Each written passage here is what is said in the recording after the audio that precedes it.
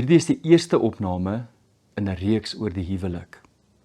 Dis nou al 'n geruime tyd dat ek dit oorweeg om 'n reeks opnames te maak wat voornemende huwelikspaartjies kan begelei op die pad tot en met 'n huweliksdag. Daar's soveel Bybelse beginsels en sielkundige insigte wat ons help op hierdie pad, dat ek dit nodig ag om dit met elke paartjie te deel. Op hierdie wyse kan ek dit vooraf opneem en beskikbaar stel vooraf, maar ook vir 'n wyeer gehoor beskikbaar stel. Hoewel hierdie reeks oor die huwelik gaan, is die beginsels hiervan wyeer toepaslik as bloot net die huwelik. Die huwelik staan nie in isolasie nie. Baie van die beginsels wat vir die huwelik geld vir ander mense, ander verhoudings. Maar die huwelik is verder so ingebed in die res van die samelewing, dat dit moes maar deel uitmaak van alle verhoudings waar binne ons staan. So belangrik is die beginsels van die huwelik, dat die filosowe in die 4de en die 5de eeu voor Christus gesê het dat die welstand van 'n ganse samelewing is afhanklik van hoe dit in huishoudings gaan. So belangrik is die huwelik dat Jesus dit gebruik as 'n beeld om die verhouding tussen Christus en die kerk te beskryf. Oor die huwelik is daar soveel geskryf en soveel gesê. Om die waarheid te sê, daar soveel raad en advies vir die huwelik, waarvan sommige goed is en ander bloot verwerplik is, dat ons waarskynlik elke dag daarmee of daarvan kennis neem op podcasts en Facebook, Instagram, TikTok en dies meer. En wat goed is daarvan is, baie van die persone wat daar praat, is regtig wêreldbekende kundiges op die terrein van die huwelik. En op al hierdie platforms het ons al hierdie inligting tot ons beskikking. Die vraag wat ek egter vra is, te midde van al hierdie inligting en goeie raad en advies, lyk huwelike anders, heeler, gesonder, beter? Is mense gelukkig in die huwelik ten spyte van al hierdie inligting, goeie inligting tot ons beskikking? Meer as 2 dekades het my geleer dat inligting alleen nie juis 'n verskil maak in mense se lewens nie. Ons kan baie goed weet, maar as dit ons nie transformeer nie net inligting nie, maar transformasie. As dit nie gebeur nie, is al daai raad en advies eintlik niks seggend. Voor al hierdie raad wat ons volg en hierdie klein besluite wat ons neem, is daar in my ervaring oor baie jare 'n belangrike voorafbesluit wat ons elkeen moet neem. Niks van hierdie dinge baat ons sonder 'n beslissing nie. Sonder 'n beslissing is geen verandering moontlik nie. Geen diep verandering moontlik nie. Ons het elke dag duisende besluite wat ons moet neem. En ons het die vryheid om te kan kies. Ek kan kies om lelik te wees, om mislik te wees. Ek kan kies om af te kraak, om te lieg, te verkil, geweld te pleeg en selfs dood te maak met my tong of met my hande. Maar ek het ook die keuse om hoflik te wees, vriendelik te wees, vergewensgesind, sagmoedig, vriendelik, behulpsaam, liefdevol, eerbiedig en versorgend. Lees maar 1 Korintiërs 13. Maar weer eens, voor hierdie keuses wat ons elke dag maak, is daar die een groot besluit wat ons moet neem. Anders is ons lewens so wisselvallig, soos tolbosse in die wind, of 'n brander wat op die groot see deur die winde rondgeslinger word. En ons sien dit in mense se lewens. Nou is hulle verlief, en dan skielik nie meer nie. Nou is hulle by hierdie vrou of hierdie man, en dan ook nie weer nie. Nou is hulle vriendelik, maar net nou gewelddadig. Nou is hulle standvastig, maar môre kom hulle dronk by die huis aan. Nou werk hulle kliphard, maar hulle gesin is 'n emosionele wrakstuk. Jy weet net nooit wat volgende met sulke mense gaan gebeur nie. Aristoteles was 'n filosoof wat 300 jaar voor Christus geleef het. Hy het reeds raak gesien dat die mens 'n beslissing nodig het wat die res van ons lewe oriënteer. Hy het gesê dat elke ding op aarde het 'n telos, 'n doel, 'n eindbestemming, 'n rede waarom dit bestaan. Die mens se telos is eudaimonia. Dit is 'n goeie, vervulde lewe, 'n deugdevolle lewe, waar jy jou hoogste potensiaal verwesenlik. Dit is 'n staat van diep vervulling en doel, en dit word verkry deur deugde na te streef, gesonde rasionele denke en ook morele uitnemendheid. Dit is interessant dat Jesus en veral Paulus hierdie woord ook gebruik in Jesus se uitsprake en Paulus se skrywes. Jesus sê in die bergrede dat ons telos is gemik daarop om ons volmaak soos die Vader te laat word. Dink diep en lank daaroor na. Paulus beskryf hierdie telos van die mens as die lewensbestemming waar ons al meer verander word na die beeld van Christus. En dis 'n gerigtheid van ons lewe. Hy sê, ek sê nie dat ek dit al het of dit bereik het nie, maar ek span my in die mate waarin Christus my reeds syne gemaak het. Dis aangrypend mooi. Die kerkvader Augustinus het in die 4de eeu na Christus geleef. En hy het gesê, ons doen hoofsaaklik dinge verkeerd, nie omdat ons nie weet wat reg is nie, maar omdat ons verkeerd liefhet. Jy is wat jy liefhet, en dis waar hy ons lewensbeslissing plaas. Daardie beslissing met wat of wie jy liefhet, bepaal jou totale lewensoriëntasie. Daarom het Augustinus met die oortuiging geleef dat ons 'n conversio continua nodig het. Die voortdurende bekering van ons harte, ons gedagtes en die wil van ons lewe, elke oomblik van elke dag. Wie of wat het ons lief? Søren Kierkegaard, die Deense filosoof wat in die 1800s geleef het, sê elke mens moet 'n beslissende keuse maak oor wie jy is voor God. Jy kies voor God watter tipe mens jy wil wees. Jy kan esteties leef, en daarmee bedoel hy, jy kan plesier najaag, gemak, en 'n leefwyse wat net al jou begeertes bevredig. Of jy kan eties leef, en daarmee bedoel hy, verantwoordbaar voor God. Die beslissings wat ons maak, is nie om daagliks te vra, wat moet ek vandag doen nie, maar wie wil ek wees? En in daardie vraag, beantwoord jy die vraag wie ek is. Nie alleen nie voor die spieël nie, maar in die teenwoordigheid van God. Ek kies self 'n antwoord op wie God is. In essensie skep jy jou hele lewe lank aan jouself en word jy herskep in jou lewensbestemming en jou lewensoriëntasie. In die aangesig van God natuurlik.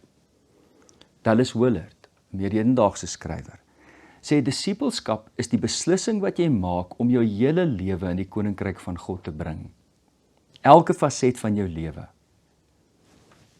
Jou vriendskappe lê nie buite die koninkryk van God nie. Die manier hoe jy jou seksualiteit uitleef is nie buite die koninkryk van God nie. Want dan begin 'n mens fragmenteerd leef, soos ek vroeër gesê het, en jy weet nie wat jy volgende het in hierdie persoon se lewe nie.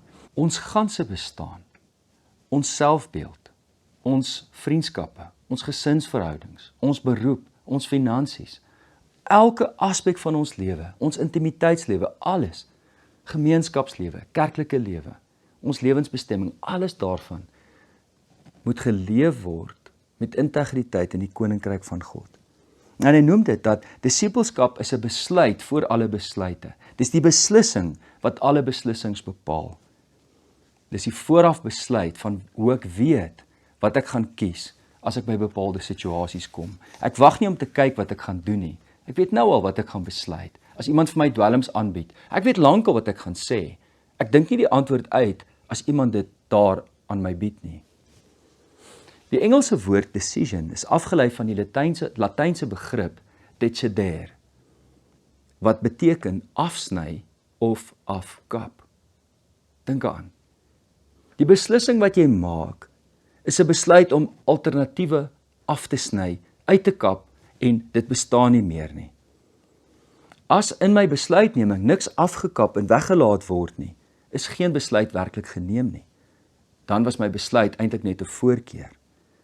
'n Voorkeur is 'n posisie waar jy van die een ietwat meer as van die ander hou, maar dit bly steeds 'n opsie. Dit bly 'n alternatief. Dit word gou duidelik dat dit wat ons baie keer besluite noem, is eintlik net 'n voorkeur. Ons het nie die alternatiewe afgesny nie. By die huwelik neem ons 'n beslissing. Gewigtige besluite is anders as die daaglikse klomp besluite wat ek neem. Die gewigtige besluite in ons lewens is waar ons 'n besluit neem om alle ander alternatiewe uit te sny uit ons lewe uit. Die pad wat ek huis toe ry, is oop vir ander opsies, alternatiewe. Maar daar's lewensbelangrike besluite. Dis morele besluite, dis roepingsbesluite en verbondsbesluite. Daarin word alternatiewe se muur afgekap en uitgesny. Luister net wat het Martin Luther hieroor gesê, die groot kerkhervormer. Voor die huwelik kan jy die een kies wat jy wil lief hê. Maar na die huwelik moet jy die een lief hê wat jy gekies het. Dis 'n beslissing wat jy gemaak het. Iemand anders het dit so mooi gestel. As ek nie 'n Christen in my huwelik is nie, is ek dit nêrens anders nie. Die huwelik kan baie gou in 'n magstryd ontaard. Ons verskil van mekaar, geweldig in die huwelik, en is goed so. Ons verskil in temperament, persoonlikheid, denke, voorkeure, geaardheid, gesin van herkoms, lewensblootstelling, ons toekomsvisie. En dit kan 'n hele gemors afgee. Daar is 'n ander gesegde wat lui: die huwelik wat van twee mense een maak, is soms 'n lewenslange stryd om agter te kom wie presies daardie een is. Dis so humoristies en tog so tragies. Dat soms is dit 'n magstryd, dat uiteindelik moet die huwelik in een van hierdie persone se geaardhede en persoonlikhede opgaan. Dis 'n magstryd en daar's wenners en verloorders. In hierdie verband is daar 'n groot misverstand met hoe bepaal ons na wie se sin 'n huwelik verander word. Na wie se besluit 'n huwelik verander. 'n Ander manier om dit te vra is, wie dra die broek in die huis? Wie is die hoof in die huwelik? Daar is 'n tradisie, en heel ironies is dit aan die een kant van die mees konservatiewe kerke en aan die ander kant van die mees byderwetse kerke, maar hulle hanteer die skrif op dieselfde manier, baie fundamentalisties. Met ander woorde, hulle lees die teks net soos hy daar staan, sonder om moeite te doen om die groter konteks, die kulturele agtergrond en die diepere betekenis van woorde en sinskonstruksies te verstaan. In hierdie tradisie is die antwoord eenvoudig. Die huwelik is nie 'n verhouding van gelykes nie. Die man is die hoof van die vrou en hy sê hoe dit werk. Baie keer haal hulle juis Efesiërs 5 vers 22 tot 30 aan, wat so begin: Vroue, wees onderdanig aan julle mans. Daar is dit mos. Maar dan is dit daar ook die radikale feminisme, wat mans sien as wesentlik boos, en wat manlikheid beskryf met terme soos toxic masculinity. Jy is skuldig by assosiasie dat jy 'n man is. En die huwelik is 'n instelling wat bedoel is om die vrou onderdanig te hou. Mans word gesien as gewelddadig, seksbehep, magsbehep en wat nog alles wat sleg is. Hulle verwys weer na Efesiërs 5 en sê, kyk daar, selfs die Bybel kondoneer dat mans hulle self meerderwaardig hou teenoor hulle vrouens wat minderwaardig behandel word. Maar nie een van hierdie partye doen die moeite om vers 21 te lees in Efesiërs 5 nie. Wees onderdanig aan mekaar uit ontzag vir Christus. Dit verander die hele betekenis van die verse wat hierop volg. Hieroor sal ons volgende keer praat. Vir hierdie episode is dit die beslissing wat ons moet maak in die huwelik. Wie is baas en wie is nie? Wie dra die broek in die huis? Wie neem besluite? Wie neem leiding? Onlangs kom sien 'n jong paartjie my. Hulle gaan deur 'n baie moeilike tyd en hulle het iemand gaan sien en die persoon het vir die vrou gesê, jy is ongelukkig want jy behandel nie jou man as koning van die huis nie.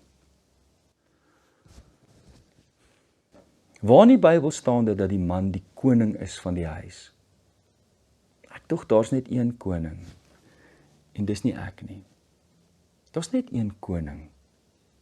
Jesus is die koning van ons lewens. Nie 'n man of 'n vrou of individue nie. Dit help ons geweldig baie as ons die moeite doen om Efesiërs te lees in die groter konteks van die verse wat hy daar skryf en kultureel. Ek gaan vandag bietjie die groter verse uitlig en volgende keer gaan ek praat oor die kulturele konteks waarbinne hierdie woorde ontstaan het, wat 'n nuwe dimensie van betekenis oopmaak. Kom ons begin net enkele verse voor dit. By Efesiërs 5 vers 18, ons begin daar lees. Let daarom sorgvuldig op hoe julle leef. Nie as onverstandiges nie, maar as wyses. Koop die tyd uit, omdat die dae vol boosheid is. Om hierdie rede moet julle nie onverstandig wees nie, probeer eerder om te verstaan wat die wil van die Here is. Dis die beslissingsmoment. Wat is die wil vir my lewe? Van die Here vir my lewe. En moenie deur wyn bedwelm raak nie, daardeur ontstaan losbandigheid. Moenie vol word van wyn nie, word vol van die Heilige Gees, skryf in die volgende vers. Inteendeel, en nou is dit belangrik. As jy net die teksgedeelte lees, in Grieks is dit baie mooi, wat jy dit duidelik kan sien. Die volg 5 participium werkwoorde van hoe 'n mens moet optree. Heel eerste, word vervul deur die Heilige Gees. Dink mooi, hy's besig om te beskryf hoe 'n geesvervulde huwelik is. Word vervul deur die Gees, praat met mekaar, psalms, lofgesange en geestelike liedere. Laat dit opklink, laat dit deel wees van jou praat elke dag. Sing van harte tot die Here. Dank God die Vader, altyd oor alles in die naam van ons Here Jesus Christus. En wees onderdanig aan mekaar uit ontzag vir Christus. Dis die uitvloeisel van 'n lewe deur die Gees. Wat 'n blymoedige lewe, wat 'n hartlike lewe, met uitbundige vreugde teenoor alles wat die Here vir ons gee. Dis die konteks van die huwelik. In 'n geesvervulde huwelik is die man en vrou aan mekaar wederzijds onderdanig, uit eerbied vir Christus.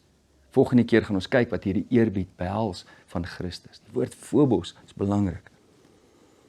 Maar so gesien gaan die onderdanigheid nie oor minderwaardigheid nie. Verstaan dit baie mooi. Niemand is minderwaardig teenoor die ander nie. Die betekenis van onderdanigheid uit eerbied vir Christus beteken dat ons as geesvervulde mense deur die gawes van die Gees afwisselend die voorreg het om leiding te neem. Don Browning in sy meesterlike werke het dit so mooi uitgelig in hoeveel studies van die tekste van die Nuwe Testament. Ons rolle word nie gedefinieer so seer biologies nie, maar teleologies. Ons lewensbestemming, met hoe die Heilige Gees vir ons gawes uitdeel. En afwisselend neem man en vrou besluite op verskillende terreine volgens die gawes wat hulle ontvang.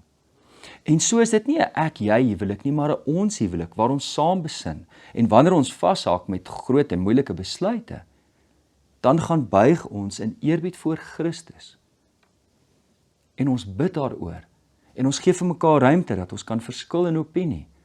En so kom ons biddend tot 'n besluit, wat nie geskoei is op wie's baas en wie's klaas nie, maar uit eerbied vir Christus is ons onderdanig aan mekaar.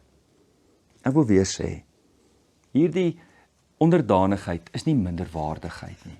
Daar is nie so iets nie. Dit is absoluut niks heilig daaraan nie. So die beslissing waarvan ek aan die begin reeds gepraat het is, ons kan al die raad wat daar in die wêreld is probeer volg, maar dit is wisselvallig.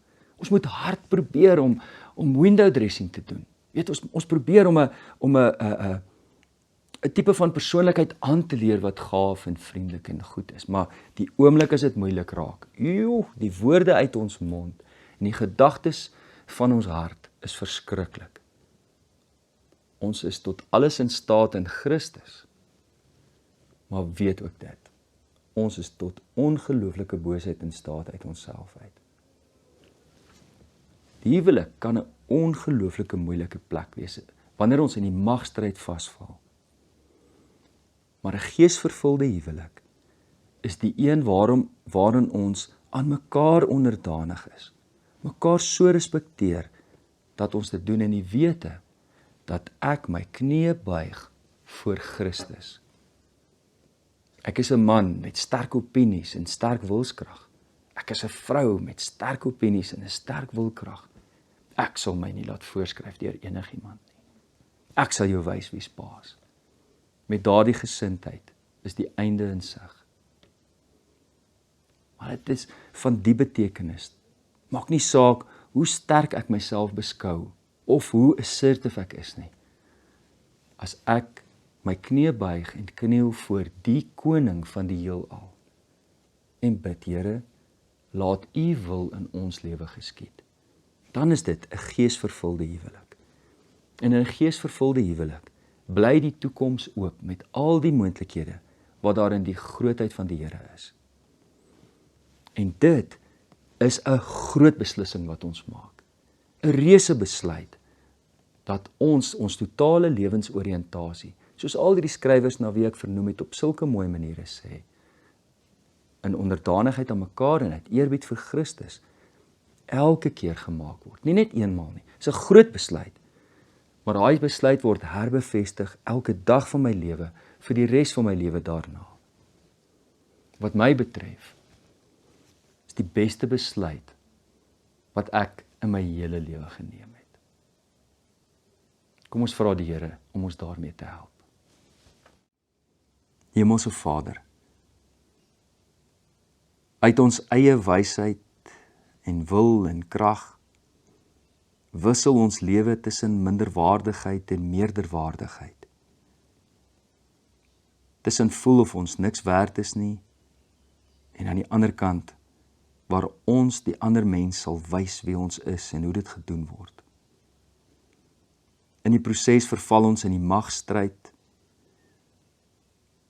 Ons oordeel mekaar. Ons sukkel om te vergewe. Die een wil baas speel oor die ander. Here, ons weet dat sonder 'n beslissende moment, 'n bekering van ons hart, 'n oorgawe van ons ganse wil, is ons soos tolbosse in die wind, branders wat heen en weer gewaai word. Daar's geen vastigheid in ons bestaan nie.